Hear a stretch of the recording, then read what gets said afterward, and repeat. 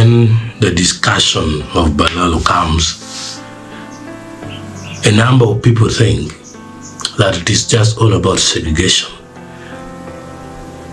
Some political actors goes ahead to say the Acholi are practicing tribalism against the Balaalo, of which Balaalo is also not properly defined. Now, the question is, how important is the issue of land in relation to the ongoing Balaalo Must Go campaign in Acholi land, of which the President has issued Executive Order number 3 among the items demanding for the Balaalo to leave Acholi land. The land issue is very, very important and complicated in Acholi, to the extent that if you don't know the history of land conflicts, then you don't have to open your mouth anyhow. At times of land grabbing happened during the time of Idi Amin and also in other previous regimes. Now, this one of Balaalo, the only point that is making people to fear is why large in number? Why all these people? Because the migration is over now. Migration from this one to this one. Unless you want to be a refugee somewhere. Now, also another question is, who are the people pending signatories to the land agreement in the purchase? The LC1 is not enough. The customary land decision makers, because it's not only one person, they're the ones who are supposed to sign, but still in the hand, the actual traditional law is clear that the customary land is not supposed to be sold. Now, to look at how important this thing is, it was even part of the Juba talks, part of the agreement between the Lord's Resistance Army and the government of Uganda. Despite LRA later not signing it, and the government also moved, but the government had to readjust some changes in the constitution of the Republic of Uganda, according to sources like Action Aid and Wikipedia. So, to this, I don't mean the LRA fully is being backed by Acholi people, but Acholi diplomats and also LRA diplomats, including the government diplomats or the UPDF diplomats, were part of the discussions. Now, part of the agreements, source is Wikipedia. If you want to read the full thing, the agreement, just type Juba talks, LRA, then it will come. The Juba talks between the government of Uganda and the Lord's Resistance Army, or LRA, began in 2006 and were mediated in Sudan, in Juba, that is the South Sudan.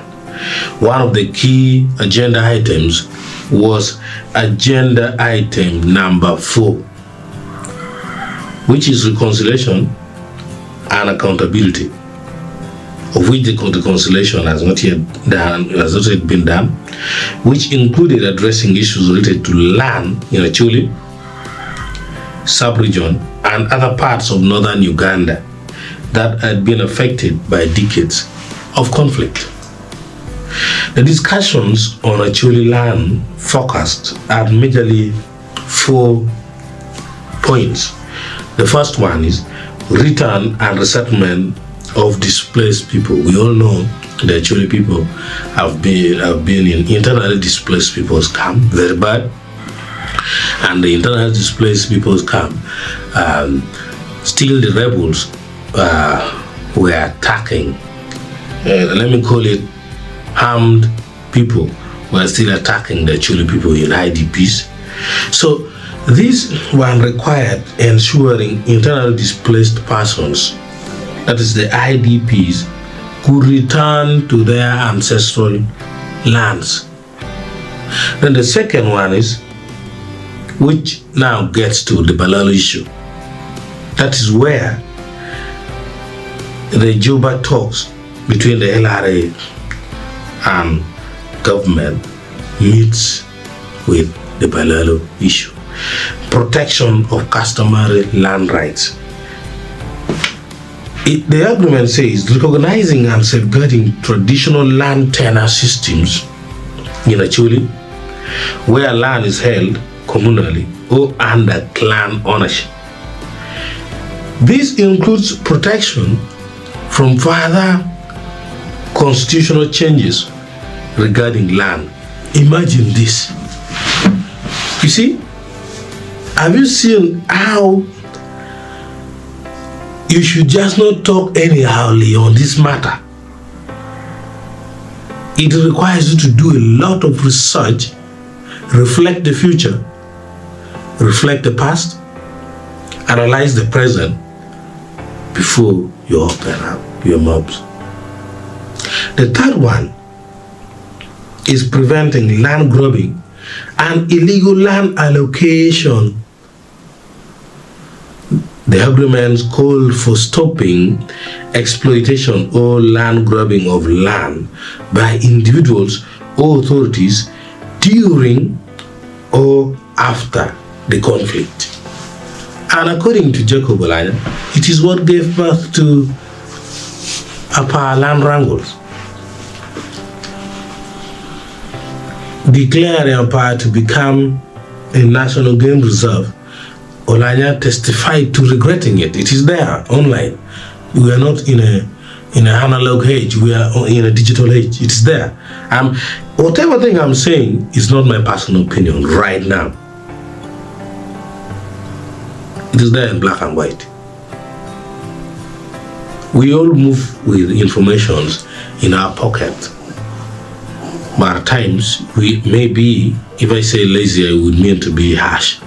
But at times, maybe we don't get time to dig information. Then the fourth one is conflict resolutions. Conflict resolutions mechanism was part of the agreement. Strengthening local, traditional, and legal systems to handle land disputes peacefully.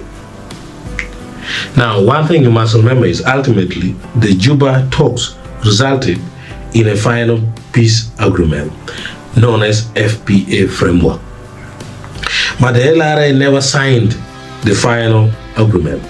However, the government of Uganda adopted parts of the understandings into national policy, like I said earlier. And land protection in Acholi remains a sensitive and ongoing issue. So, the question may come, was there anything about constitutional change regarding the land? Constitutional change in regards, in respect to the land issue. In respect to land issue. So, in the Juba peace talk, particularly on agenda item 4, reconciliation and accountability, and agenda item 2, comprehensive solution, there were discussions around land issues, but there was no direct agreement or clause mandating constitutional change regarding land. However, the talks did emphasize strengthening protection of customary land, as I already said, ensuring that land governance systems reflect and respect traditional and communal tenure system, preventing exploitation of land in conflict-affected areas, establishing land dispute resolution mechanism that integrate traditional and statutory body. Now, in short, the Juba Agreement did not create constitutional amendments on land issues, but call for reforms and stronger legal protection of customer land tenure that could, in the future, require legislative or constitutional consideration. So, guys, I think the president is not stupid. President Museveni is not stupid and is not playing game when he issued the executive order number 3 requiring the Balaalo people to leave. And this also brings many people to this question that is Uganda still being ruled by Museveni, or there are already people around him who have taken fundamental decisions? This is a question that people are having on their minds.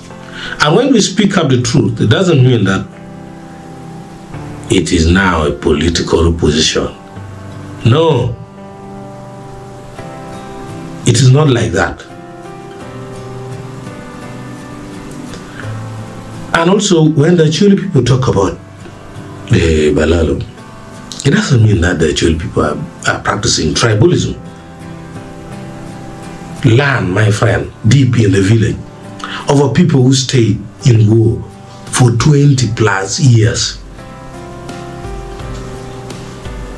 There are people there, even me personally, by the way, if I want to buy land very cheaply, I could have gone and done it. As an agricultural scientist, I really want land. But a number of people in Acholi have not done it that way because they know that when you go there, these people are going really to sell the land. But the most frustrating part of it is those who will sell the land are not the real landowners. They're the youths who wants to buy smartphones, and they're the youths who wants to buy Bajaj and die with it on the poor road networks.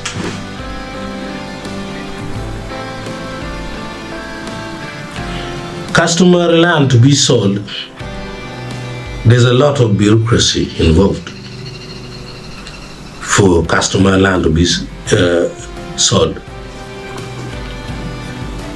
And the allegations of minerals. We have seen rum cross graphite already there and so on. So, on the land issue, please, can Ugandans stick to the adherence of Executive Order number 3? Can it really be implemented? Imagine it was part of the agenda of the peace talk between LRA and the current government. I think this is why the Chief Justice even expressed fear that he doesn't want our beloved Acholi land to get back to war again.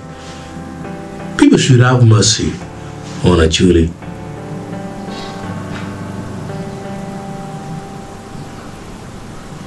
People should have mercy. We know land reform is coming. Land bills will be coming. But the government says we are about to get to middle income. Probably maybe we're in take-off stage of economic development. But there are still a lot of signs of agrarian economy, including about 80% of the Ugandans still practicing agriculture directly, meaning we are not yet in the middle income status or in the take-off state for pre-colonial.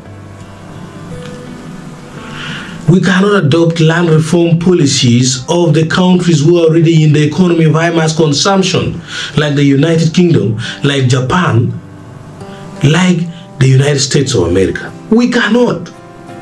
Because it comes with a lot of responsibilities that the government should be willing to take. For example, providing unemployment benefits to the people who are unemployed, to the citizens. Pay them some money monthly because they don't own land. And so they need to get the employment benefit for them to have clothes, food, and shelter, and basic health care. And before we get to land reform, the government needs to fight tribalism to the last dot. In any case, all these presidents presenting themselves, Mozi, Boy Wine, maybe some are Kiza, but all of them, including President Museveni, have not put in effort to kill tribalism. And this thing should be killed constitutionally, because Africa will continue to rot. We will say, we are progressing. But yet, this is the thing. The people, where we are stepping at, some people stepped 50 years ago. And we call it progress? No. So, Executive Order number 3 should be respected. Respect the president. NRM members who are saying Balaalo must stay, please respect the president.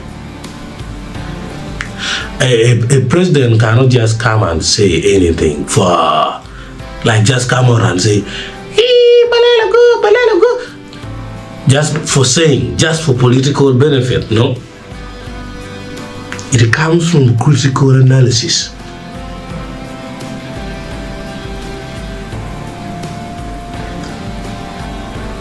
Of oil.